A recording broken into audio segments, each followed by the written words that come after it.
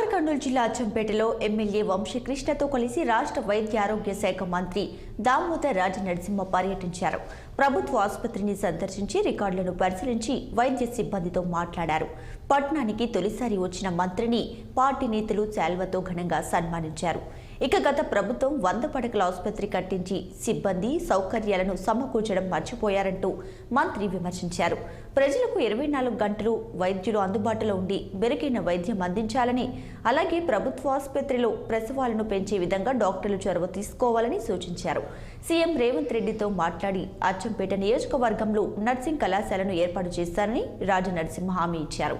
త్వరలోనే కావాల్సిన సిబ్బందిని నియమించి సౌకర్యాలను కల్పిస్తామని తెలియజేశారు. హాస్పిటల్ తీసుకున్నా మీరు మన అమరాబాద్ కానీ లింగాల కానీ అచ్చంపేట కానీ ఇవన్నిటికి సంబంధించి రిప్రజెంటేటివ్ ఇవ్వడం జరిగింది. ఫస్ట్ కావాల్సింది మనకు క్యాడర్, తర్వాత రెండోది ఎక్విప్మెంట్స్,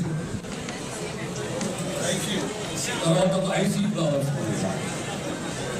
ఇవి ఒక 10 బెడ్డెడ్ ఐసీయూలు కావాలని చెప్పి కోరడం జరిగింది. అదే రకంగా వెల్టూర్ పిఎస్సీ సెంటర్ కావాలని వెల్టూర్ అదిలేట పెద్ద నర్సింగ్ కాలేజ్ కావాలని అని చెప్పి తమ్ముడు వంశీ అడుగుతున్నాడు.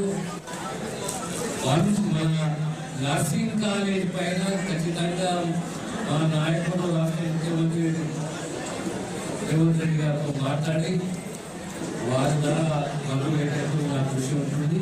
మిగతా క్యాడర్ సెంటర్ కానీ ఇంప్రూవ్మెంట్